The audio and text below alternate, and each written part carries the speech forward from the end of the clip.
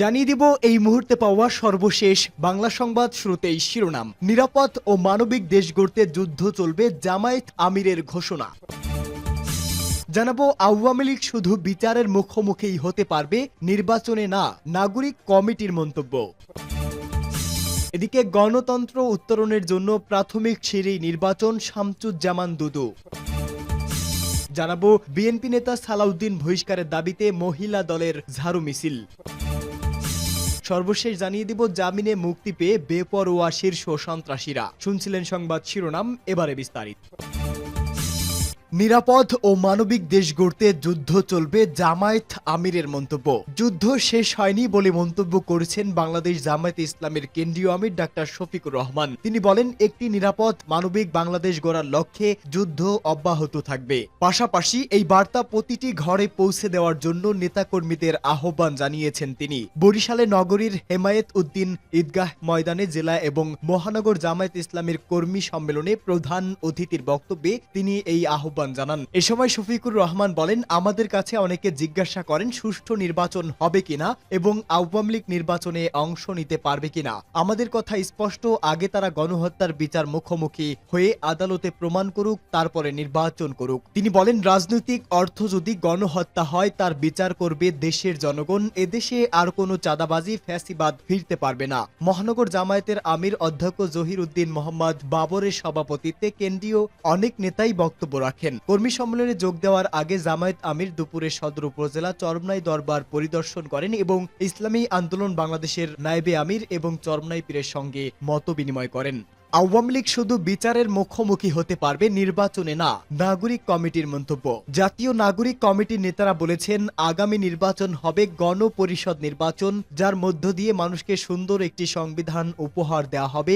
একই সঙ্গে আওয়ামী লীগ শুধুমাত্র বিচারের মুখোমুখি হতে পারবে, নির্বাচনে অংশগ্রহণ করতে দেওয়া হবে না। জাতীয় নাগরিক কমিটির ঢাকা মহানগর উত্তর আয়োজিত থানা প্রতিনিধি সম্মেলন অনুষ্ঠিত হয়। সম্মেলনে কর্মীদের প্রশ্নের উত্তর পর্বে সংগঠনের আহ্বায়ক নাসির উদ্দিন পাটোয়ারি বলেন, বর্তমান সরকার মন্তর গতিতে তাদের কার্যক্রম চালিয়ে যাচ্ছে। আমাদের যে জুলাই বিপ্লবের আকাঙ্ক্ষা তার সঙ্গে বর্তমান সরকারের কার্যক্রম মিলছে না। আমরা আগামীর যে নির্বাচনের কথা বলছি সেটা হবে গণপরিষদ নির্বাচন, যার মধ্য দিয়ে মানুষকে সুন্দর একটি সংবিধান উপহার দেওয়া হবে। এ সময় রাজনৈতিক দলগুলো অন্তর্বর্তী সরকারকে চাপ দিচ্ছে এবং ব্যর্থ করার চেষ্টা করছে বলেও জানান নাসির উদ্দিন পাটোয়ারি। আওয়ামী লীগ নির্বাচনে অংশ নিতে পারবে কিনা এই প্রশ্নের উত্তরে জাতীয় নাগরিক কমিটির সদস্য আক্তার হোসেন বলেন, আওয়ামী লীগ শুধুমাত্র একটি জিনিসের মুখোমুখি হতে পারে, তা হলো বিচার। এছাড়া ভোটে আওয়ামী লীগকে জাতীয় নাগরিক কমিটি অংশগ্রহণ করতে দেবে না। জাতীয় নাগরিক কমিটির মুখপাত্র সামান্তা শারমিন বলেন,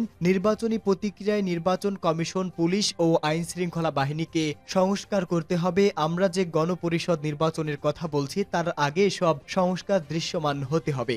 গণতন্ত্রে উত্তরণের জন্য প্রধান সিঁড়ি নির্বাচন, শামসুজ্জামান দুদু। বিএনপির ভাইস চেয়ারম্যান শামসুজ্জামান দুদু বলেছেন, গণতন্ত্রে উত্তরণের জন্য প্রধান সিঁড়ি হচ্ছে নির্বাচন। কারণ শেখ হাসিনা নির্বাচনকে শুধু বাধাই দেয়নি, বরং নির্বাচন নিয়ে তামাশাও করেছে।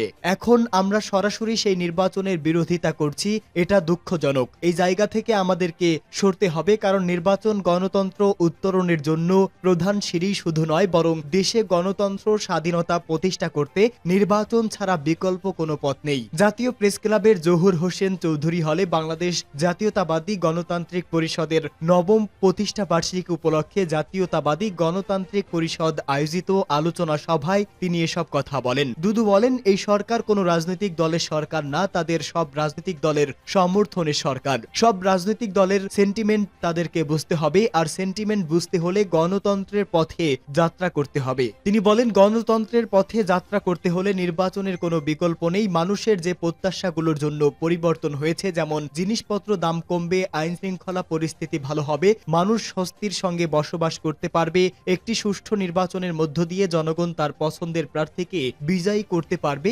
এখন যে পরিস্থিতি হয়েছে, যার কারণে অনেক জিজ্ঞাসা তৈরি হয়েছে। জিজ্ঞাসা হচ্ছে, যারা নির্বাচনের কথা বলছে তাদেরকে গণতন্ত্রের শত্রু হিসেবে আখ্যায়িত করার চেষ্টা করা হচ্ছে। কেউ কেউ বলার চেষ্টা করছে শুধু নির্বাচন ও একটি দলকে ক্ষমতায় আনার জন্য এই পরিবর্তন হয়নি। আলোচনা সভায় বাংলাদেশ জাতীয়তাবাদী গণতন্ত্র পরিষদের সভাপতি মোক্তার আখন্দের সভাপতিত্বে ও সাধারণ সম্পাদক শফিকুল ইসলামের সঞ্চালনায় আরও বক্তব্য দেন বিএনপি চেয়ারপারসনের উপদেষ্টা হাবিবুর রহমান হাবিব, সাবেক সংসদ সদস্য মোহাম্মদ শামীম কায়সার লিংকন সহ আরও অন্যান্যরা।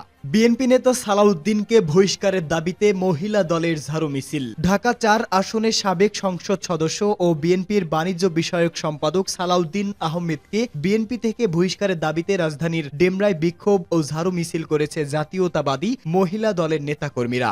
স্টাফ কোয়ার্টার চৌরাস্তা এলাকায় এই কর্মসূচি পালন করেন তারা। ডেমরা বিশ্ববিদ্যালয় কলেজের প্রফেসর, কেন্দ্রীয় জাতীয়তাবাদী মহিলা দলের সদস্য ও ডেমরা থানা মহিলা দলের সভাপতি লায়লা ইসলামকে দুশ্চরিত্রা আখ্যা দিয়ে শীতালক্ষ্মী নদীতে ফেলে হত্যার হুমকি দেওয়ার প্রতিবাদে ও বিক্ষোভ ও ঝাড়ু মিছিল আয়োজন করা হয়। ডেমরা বিশ্ববিদ্যালয় কলেজে সালাউদ্দিন আহমেদের দেওয়া বক্তব্যের এই হুমকির ভিডিও ইতিমধ্যে সামাজিক যোগাযোগ মাধ্যমে ভাইরাল হওয়ায় নেতাকর্মীরা ক্ষোভে ফুঁসছেন বলেও মিছিলে জানান তারা। তাদের দাবি, বিএনপি থেকে বহিষ্কার না হওয়া পর্যন্ত সালাউদ্দিনের বিরুদ্ধে মহিলা দলের নেতাকর্মী সহ এলাকাবাসী ও শিক্ষার্থীরা আন্দোলন চালিয়ে যাবে। প্রয়োজনে রাজপথ বন্ধ করে দেবে তারা। ঝাড়ু মিছিল শেষে সংক্ষিপ্ত সভায় ডেমরা থানা জাতীয়তাবাদী মহিলা দলের নেতাকর্মীরা বলেন, গত ৫ আগস্টের পর হঠাৎ করে বিএনপিতে সরব হয়েছেন সাবেক এমপি সালাউদ্দিন আহমেদ ও তার অনুগামী কয়েকজন, অথচ বিগত আন্দোলন সংগ্রামের ১৭ বছর বিএনপির রাজনীতি থেকে নিষ্ক্রিয় ছিলেন তিনি। বর্তমানে সুসময় দেখে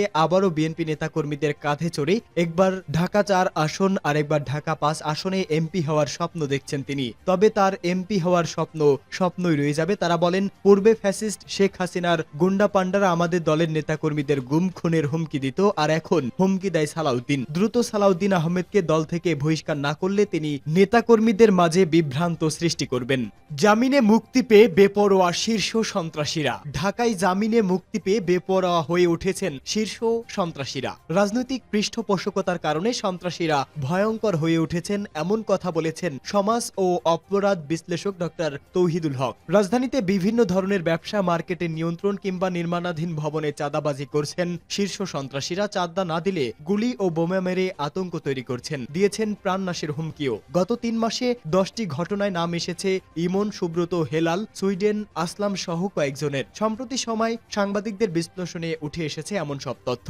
ঘটনা বিশ্লেষণে উঠে এসেছে ধানমন্ডি ৭ নম্বরের এতে ৭ থেকে ৮টি ভবন তৈরির কাজ চলছে। গত বছরের ৩০ ডিসেম্বর ৫ থেকে ৬ জন যুবক এসে যোগাযোগ করতে একটি মোবাইল ফোন নম্বর দিয়ে যান। সেই নম্বরে যোগাযোগ করলে পুলিশের খাতায় শীর্ষ সন্ত্রাসী ইমনের পরিচয়ে ৩০ লাখ টাকা চাঁদা দাবি করা হয়। চাঁদা না দিলে পুলিশি পাহারা বসালে হামলা চালান সন্ত্রাসীরা। ভবনের সামনে এসে দরজা খুলে ফাঁকা গুলি করার পর পেট্রোল দিয়ে আগুন ধরিয়ে দিয়ে পালিয়ে যান তারা। এই ঘটনায় নির্মাণ সংশ্লিষ্টদের সঙ্গে আতঙ্কে আছেন এলাকাবাসীও। গত ১০ জানুয়ারি এলিফ্যান্ট রোডে মাল্টিপ্যান মার্কেটের সামনে ২ ব্যবসায়ীকে কুপিয়ে জখম করা হয়। এখানেও নাম আসে ইমনের। তবে আহতরা আরেক শীর্ষ সন্ত্রাসী পিচ্চি হেলালের ভাই হওয়ায় দুজনের দ্বন্দ্বের বিষয়ে সামনে এলেও ভুক্তভোগীদের দাবি জড়িত কেবল ইমন। রাজধানীর মগবাজারে বিশাল সেন্টারে ২টি দোকান দখলের চেষ্টা করে আরেক সন্ত্রাসী সুব্রত বাইন। মাঝে মাঝে মহড়া দিচ্ছেন তার লোকজন।